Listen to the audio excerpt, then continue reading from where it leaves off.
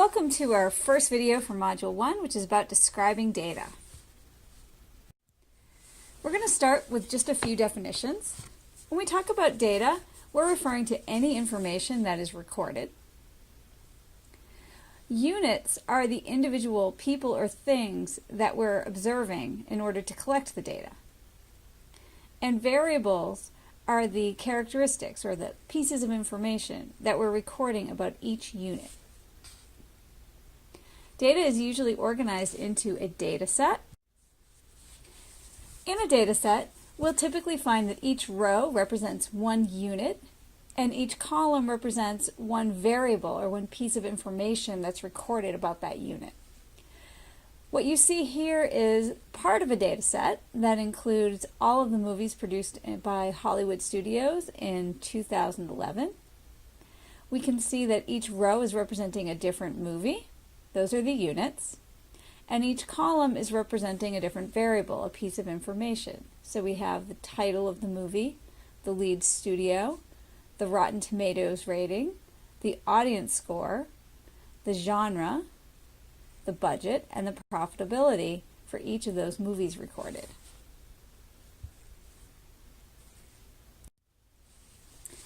We like to talk about variables by first distinguishing between two types. The first type is a categorical variable. A categorical variable is a variable that is simply used to put the units into groups. So for instance, the lead studio could be used to group the movies into groups based on which studio produced the movie. Genre could also be used to put movies into groups based on whether they're action or horror or comedy, those types of things.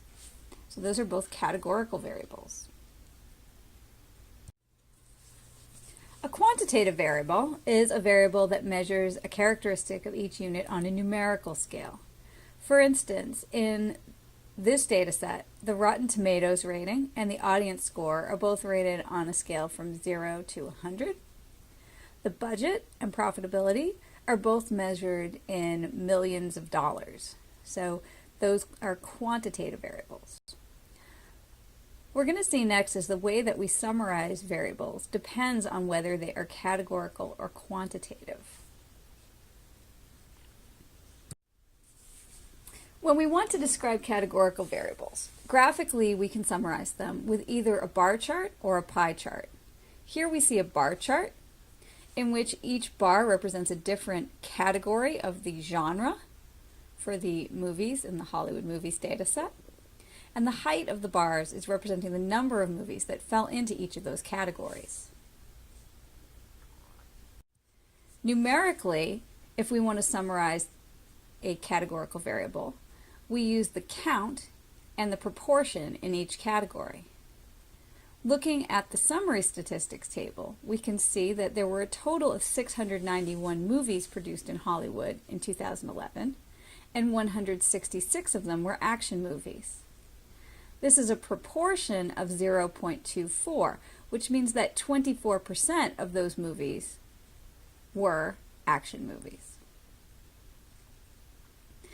In the animation category, there were 51 movies, which represent a proportion of 0.074, so approximately 7.4% of all movies produced in Hollywood in 2011 were animated movies.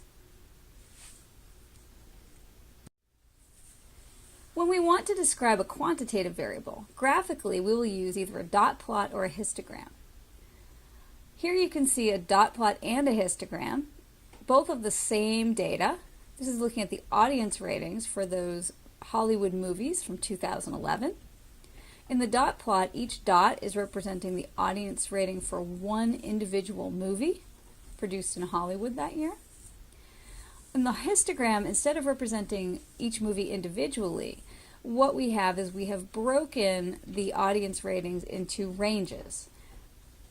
Movies that had ratings between 10 and 20. Movies that had ratings between 20 and 30, and so on. Here the height of the bars is showing us the number of movies that fell into a particular range with their audience rating. When we want to describe a quantitative variable, there are three features of the distribution that we're going to focus on. They are shape, center, and spread, and we'll hear a little bit about those next. We'll use the graph of a distribution to judge its shape.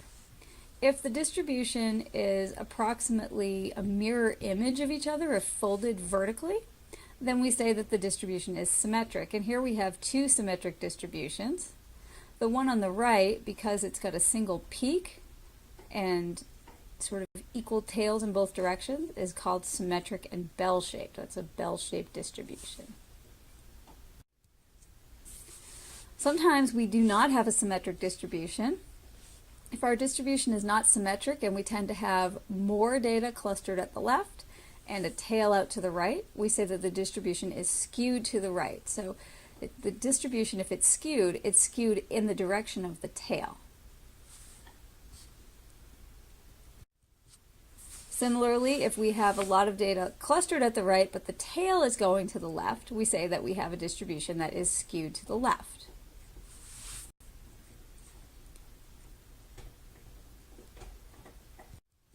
When we talk about the center of a distribution, the idea is that we want to give an idea of what would be a typical value in the data set. We'll consider this little data set here with 8 values. One measure of center is the mean. The mean is what we typically think of when we say, let's calculate an average. We add up all the data values and divide by the number of observations, and that gives us the mean. Usually the mean is the measure of center that we'll be using in this course, but occasionally we may see the median also. The median is the value for which half of the values in the data set are less than that value and approximately half are greater than that value. To find the median, we put the data values in order from smallest to largest, and then we select the middle value. Now, sometimes if we have an even number of values in our data set, like this one here, there'll be two numbers that are sharing the middle. And in this case, what we do is we just average out those two values that are sharing the middle, and that will give us our median. The reason that we have two different measures of center is because they're not always going to give us the same sort of idea of what's typical in a data set. If we have a symmetric distribution like the distribution on the left, we can see that the mean and the median are approximately the same. However, if we are working with a very skewed distribution, the mean and the median can be quite different. In the distribution on the right, the mean is 38.6, but the median is only 23. And we can see that in this situation, the mean gets pulled towards the tail of the distribution, and this will generally be true. So sometimes if you have a distribution that is not symmetric, a median can be a more valuable measure of what's typical in the data set.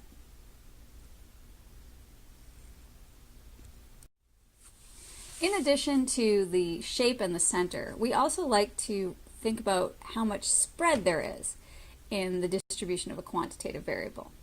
Spread refers to the amount of variation between the values in a data set. Here we see two histograms looking at temperatures on April 14th from a collection of different years. However, the graph on the left is showing the temperatures in Des Moines, Iowa, while the graph on the right is showing the temperatures in San Francisco, California for those same years.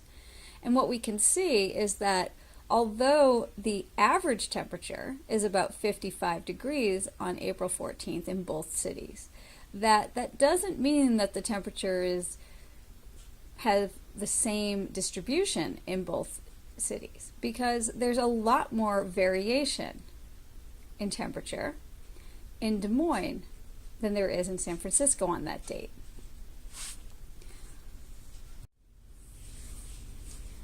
The most common measure of spread, and the one we'll use in this course, is called the standard deviation. The standard deviation measures the typical amount that the observations in a data set deviate from the mean. As we can see, the standard deviation for the temperature on April 14th in Des Moines is 11.05 degrees. And the standard deviation of the temperatures in San Francisco on April 14th is 3.15. So this matches our intuition that there's a lot more variation in temperature on April 14th in Des Moines, Iowa than there is in San Francisco, California. There'll be an activity in Module 1 that will teach you how to calculate the standard deviation and how to have a sense for when the standard deviation will be larger or smaller.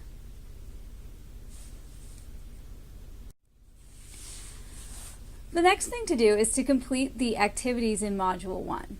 After they're submitted, you can use the solutions to check your work and make sure that you're on the right track.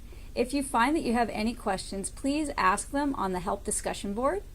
I like to use this format because it enables other students to learn from their classmates' questions, and sometimes will help you get an answer faster because you'll realize that someone else has already asked the same kind of question that you were wondering.